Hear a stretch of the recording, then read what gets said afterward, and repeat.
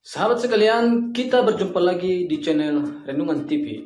Mungkin saudara pernah mengalami atau saat ini sedang mengalami yang membuat hati Anda menjadi berkecil hati sebab doa saudara belum dijawab oleh Tuhan.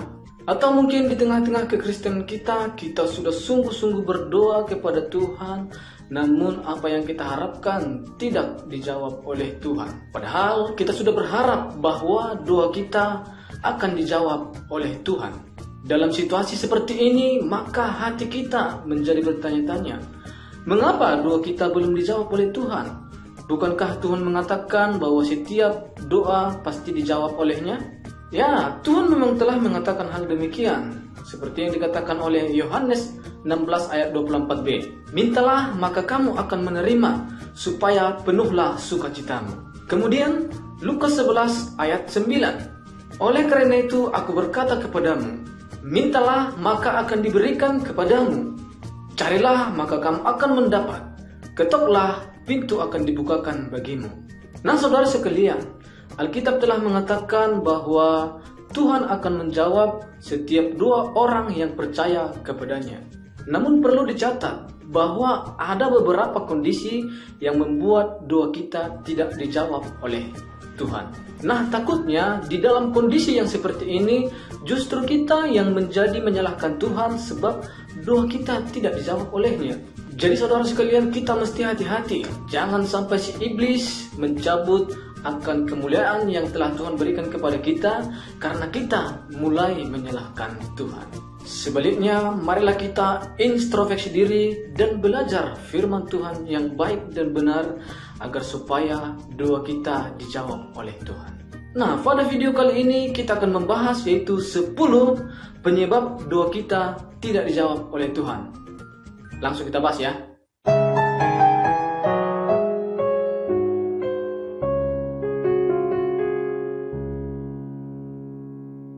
Yang pertama, karena dosa. Yesaya 59 ayat 1-2 mengatakan, sesungguhnya tangan Tuhan tidak kurang panjang untuk menyelamatkan dan pendengarannya tidak kurang tajam untuk mendengar. Tetapi apa yang merupakan pemisah antara kamu dan Allahmu ialah segala kejahatanmu, dan yang membuat dia menyembunyikan diri terhadap kamu sehingga ia tidak mendengarmu ialah segala dosamu. Jadi dalam ayat ini jelas saudara bahwa dosa kita menjadi salah satu penghalang doa kita dijawab oleh Tuhan. Itulah sebabnya kalau kita berdoa kita harus mengakui dosa kita kepada Tuhan dan mohon ampun atas segala pelanggaran dan dosa yang kita perbuat dan belajarlah mengampuni kesalahan sesama kita. Seperti doa yang Tuhan Yesus ajarkan. Dan ampunilah kami atas kesalahan kami seperti kami juga mengampuni orang yang bersalah kepada kami. Saudara bisa membaca di Matius 6 ayat 12. Yang kedua, karena doa kita salah. Yakobus 4 ayat 3 mengatakan, atau kamu berdoa juga, tetapi kamu tidak menerima apa-apa karena kamu salah berdoa. Sebab yang kamu minta itu hendak kamu habiskan untuk memuaskan hawa nafsumu. Nah, dalam ayat ini saudara dijelaskan bahwa doa tidak dijawab Tuhan akibat kita salah berdoa. Karena motivasi berdoa kita salah. Inginnya yang muluk-muluk dan memuaskan nafsu pribadi kita. Makanya kita lebih suka meminta sesuatu dengan apa maunya kita, atau istilahnya kita egois. Bukan menerima apa maunya Tuhan dalam kehidupan kita.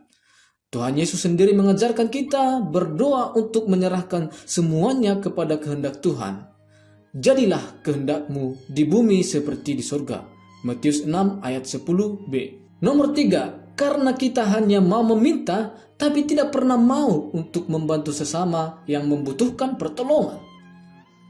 Amsal 21 ayat 13 mengatakan, siapa menutup telinganya bagi jeritan orang lemah, tidak akan menerima jawaban kalau ia sendiri berseru-seru.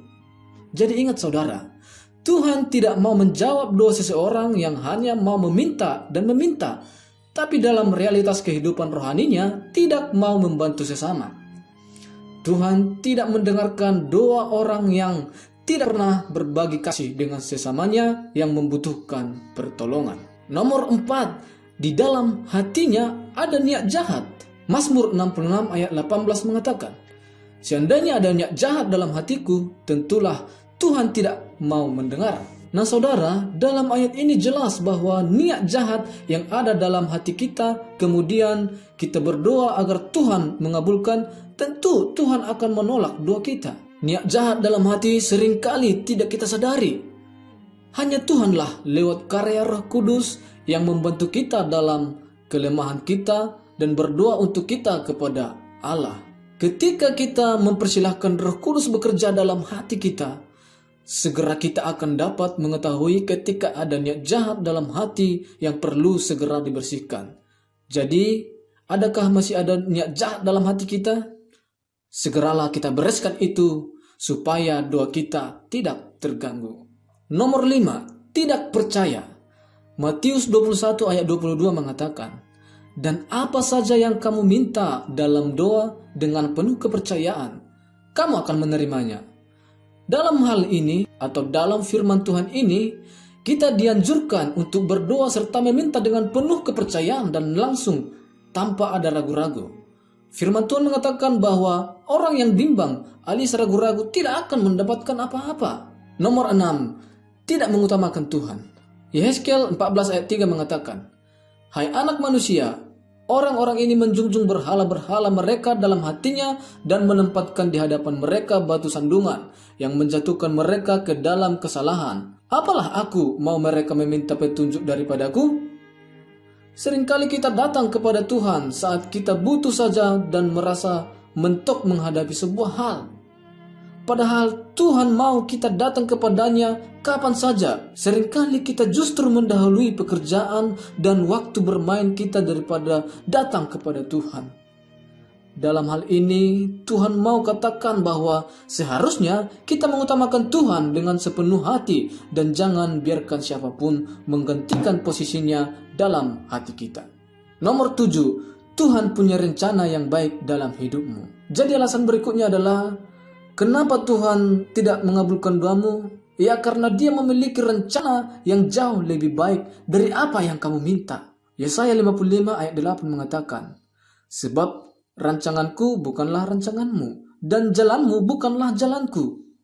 Demikian firman Tuhan. Tuhan tidak bisa dipaksakan untuk menuruti keinginan kita, sebab Ia adalah pencipta, sementara kita adalah ciptaannya. Kadang apa yang menurut kita baik belum tentu baik bagi Allah. Nomor 8, orang yang hatinya bimbang dan mendua hati. Yakobus 1 ayat 6 mengatakan, "Hendaklah ia memintanya dalam iman dan sama sekali jangan bimbang, sebab orang yang bimbang sama dengan gelombang laut yang diombang-ambingkan kian kemari oleh angin." Jadi pertanyaannya yaitu bagaimanakah supaya doa kita dijawab Tuhan? Bimbang atau ragu-ragu itu adalah salah satu bukti bahwa iman kita tidak cukup kuat untuk membuat kita percaya kepada Tuhan. Itulah mengapa Yakobus menekankan bahwa orang yang bimbang tidak akan menerima sesuatu dari Tuhan. Orang Kristen harus memiliki iman yang teguh, yang tidak ragu-ragu, yang berdasarkan pada prinsip-prinsip firman Tuhan, sehingga doa kita pun tidak terhalang lagi. Nomor 9, hubungan suami istri tidak baik. 1 Petrus 3 ayat 7 mengatakan, "Demikian juga kamu, hai suami-suami, hiduplah bijaksana dengan istrimu. Sebagai kaum yang lebih lemah, hormatilah mereka sebagai teman pewaris dari kasih karunia, yaitu kehidupan, supaya doamu jangan terhalang." Saudara sekalian, menikah adalah sebuah tanggung jawab yang harus diemban baik oleh suami atau istri. Melalaikan tanggung jawab ini akan menciptakan masalah bagi sebuah pernikahan. Bahkan doa pun menjadi terhalang. Tetapi memenuhi tanggung jawab akan menghadirkan kebahagiaan dalam kehidupan seluruh keluarga. Ingatlah, kalau masing-masing suami dan istri tahu kewajibannya, maka itu menjadi pintu masuk berkat Tuhan tercurah bagi sebuah pernikahan. Nomor 10, tidak mengampuni. Markus 11 ayat 25 mengatakan, "Dan jika kamu berdiri untuk berdoa, ampunilah dahulu sekiranya ada barang sesuatu dalam hatimu terhadap seseorang, supaya juga Bapamu yang di surga mengampuni kesalahan-kesalahanmu." Jadi saudara, jika saudara telah berdoa untuk sesuatu dan tidak kunjung memperoleh jawaban, tidak ada salahnya saudara untuk kembali memeriksa hati kita. Jika saudara menemui ganjalan terhadap seseorang, memiliki sakit hati atau dendam, segeralah bereskan itu terlebih dahulu. Mintalah Roh Kudus untuk membantu Anda mengeluarkannya dalam hati Anda. Bebaskan iman Anda dari belenggu kepahitan, sakit hati dan dendam. Dan merdekakanlah iman Anda dengan segera dengan memberi pengampunan. Maka Anda pun akan segera menyaksikan bagaimana Tuhan menjawab doa-doa Anda dengan begitu luar biasa. Bahkan memenuhi Anda dengan berkat dan karunia-Nya yang melimpah. Baiklah teman-teman sekalian, itu dia 10 penyebab doa kita tidak dijawab oleh Tuhan. Tuhan telah menjanjikan apa saja yang akan kita minta daripada Tuhan asal kita hidup di dalam firman Tuhan. Menjadi pelaku firman Tuhan yang setia dan berdoa dengan tidak bersungut-sungut. Sebab Tuhan tidak mendengarkan doa yang bersungut-sungut dan juga doa yang bimbang hatinya. Jadi jika doa kita mau dijawab oleh Tuhan, maka marilah kita berdoa dengan cara yang benar, maka Tuhan pun akan mengabulkan doa kita. Terima kasih telah menonton video ini. Semoga video ini menjadi berkat bagi siapapun yang mendengarkan video ini. Dan sampai jumpa di video-video selanjutnya. Jika berkenan, silahkan berikan tanggapan Anda dengan memberikan komentar yang telah tersedia di bawah. Dan jika berkenan juga, silahkan subscribe channel ini supaya terus berkembang dan kami terus semangat memberikan Injil-Injil Tuhan dan memberikan renungan-renungan dari Tuhan kepada kita semua. Haleluya, salam.